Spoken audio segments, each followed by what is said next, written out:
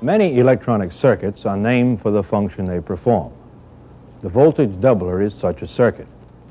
It develops a voltage equal for all practical purposes to twice the peak voltage of the input. The Air Force uses several types of voltage doubler circuits. Each one is designed for a particular circuit application. One such application of the voltage doubler is in the high voltage section of this oscilloscope. The rectifying action of the voltage doubler is similar to that of other types of rectifier circuits in that it converts an AC voltage into a DC voltage. And it can operate as a full-wave rectifying device whereby it doubles the input to output frequency. Since the voltage doubler is similar to other rectifiers, we'll use this bridge rectifier circuit to demonstrate the principles of voltage doubler operation. It consists of a transformer, 4 diodes, and the load in the circuit is represented by a variable resistor which we've labeled RL. The circuit is made operative by turning S1 on, which applies power to the transformer primary. The rectifier circuit consists of diodes CR1, CR2, CR3, CR4, and as previously mentioned, RL, a variable resistor. The circuit develops an output peak voltage as seen on this oscilloscope, which we've connected across the output. Now the lower trace represents the input AC signal, and the upper trace represents the output DC voltage. Okay, now let's change this circuit slightly. We've removed CR3 and CR4 from the bridge circuit and substituted 2 capacitors. Notice that the peak output voltage of the circuit has increased to nearly twice that of the bridge. So what we've accomplished by placing these 2 capacitors in series, at C1 and C2, is change the operation of the circuit from a bridge rectifier to a voltage doubler. A more common way of drawing the voltage doubler circuit is shown here. Now, this arrangement shows that the voltages of C1 and C2 will add since they're placed in series with each other.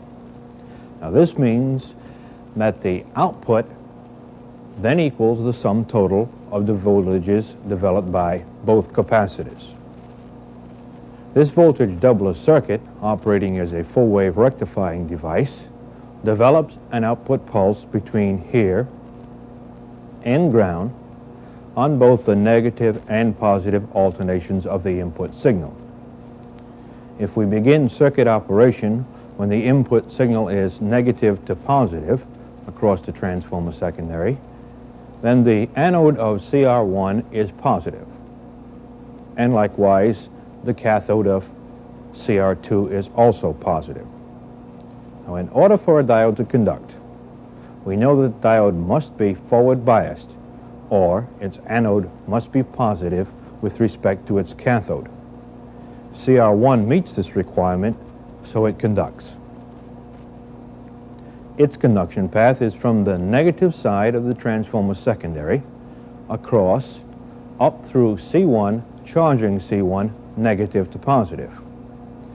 Now through the conducting diode CR1 back to the positive side of the transformer secondary. During conduction time, CR1 is effectively a short. Therefore, C1 charges to the peak voltage of the transformer secondary. If the peak of the secondary equaled 200 volts, C1 at this time would be charged to this value. Now, for the sake of explanation, let's leave C1 charged and consider the negative alternation of the input signal. Reversing the polarity on the transformer secondary means that the anode of CR1 is now negative, and the cathode of CR2 is also negative. Therefore, CR2 is forward biased, and it will conduct. Its conduction path is from the negative point in the transformer secondary, down, through the diode CR2, up through C2, charging C2 negative to positive, then returning to the positive transformer secondary. C2 is now charged to 200 volts, or the same value that C1 was charged to on the positive alternation. Now this means that during one cycle of the input signal, we develop in the output the total of C1 and C2, or 400 volts. This voltage value equals nearly twice the peak voltage of the transformer secondary. Therefore, we get the name voltage doubler. Now, let's determine the effects that the load has on the voltage doubler. Now, the effect of a load change on the output voltage can be demonstrated quite effectively using this circuit. The load resistance, represented by the variable resistor, is now at maximum resistance. Therefore, output voltage is maximum for this resistance, and output current would be minimum. Now, decreasing the value of resistance or increasing the load increases the current drain, and the average output voltage decreases. Notice also that the ripple amplitude has increased. Now, these effects on a load change occur because the load changes the discharge time of the capacitors. If we isolate C1, C2, and RL from the diodes, the discharge path for C1 and C2 is through each other and the load.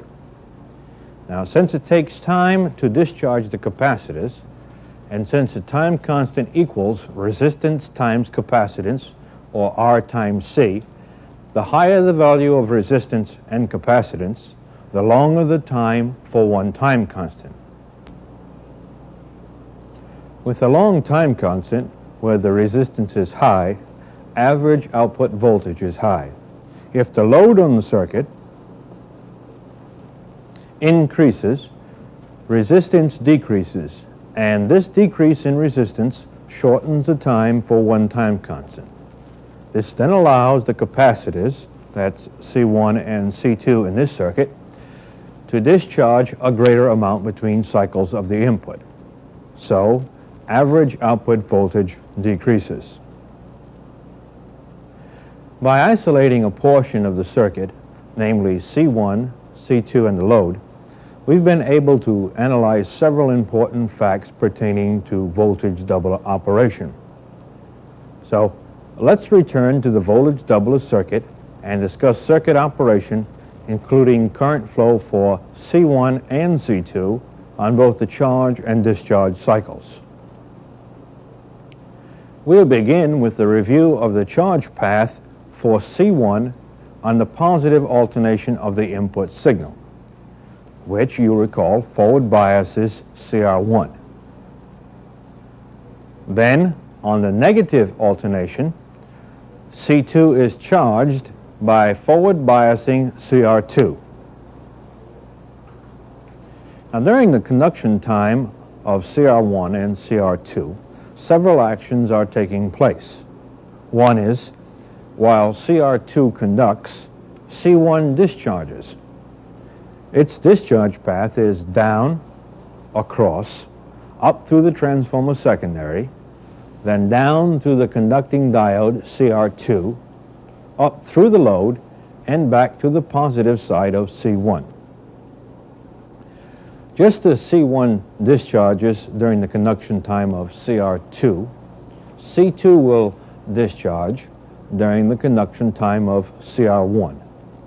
Its discharge path is down, up through the load, across, up through the now conducting diode CR1 and the transformer secondary, then back to the positive side of C2. Now we should note at this time that C1 and C2 not only discharge through the paths just shown, but they also discharge through one another. And of course this is true of any series capacitance network. Also true in the circuit is the fact that the diodes are actually operating only a short period of time, where they're acting as electronic switches which allow the energy that has been used by the load to be replaced. The diodes conduct only for a short period of time because once the capacitors have charged, the voltage felt on the capacitors is also felt here on both diodes. And this acts as a bias. Now the only way that the diode can conduct is for the input voltage to exceed the bias on the diode. And this occurs during the peak of the input cycle. The load on the circuit also affects ripple amplitude. The greater the load, the longer the diodes conduct, and the greater the ripple amplitude. Ripple amplitude, therefore, is dependent upon the value of the load. Ripple frequency remains the same, twice that of the input. However, as ripple amplitude increases, filtering becomes more difficult and average voltage decreases. Now that circuit operation on both charge and discharge cycles has been discussed, several important points should be re-emphasized in voltage doubler operation. First, most important in voltage doubler circuits is peak voltage. And peak voltage equals nearly twice the peak voltage of the transformer secondary. The reason is that the output voltage is developed across C1 and C2 in series. Also important in voltage doubler circuit that we discussed is the output ripple frequency, which we learned was twice that of the input frequency. And the reason it's twice the input frequency is because the voltage doubler used full wave rectifying action, thereby developing an output pulse on both the positive and negative alternations of the input signal. In this lesson, you've learned the construction and operation of a voltage doubler, which is another form of power supply. All types of voltage doubler circuits operate on the same basic principle. Your understanding of this principle and the circuit will not only aid you in maintaining voltage doubler circuits, but will prove a valuable aid in all your future electronic studies.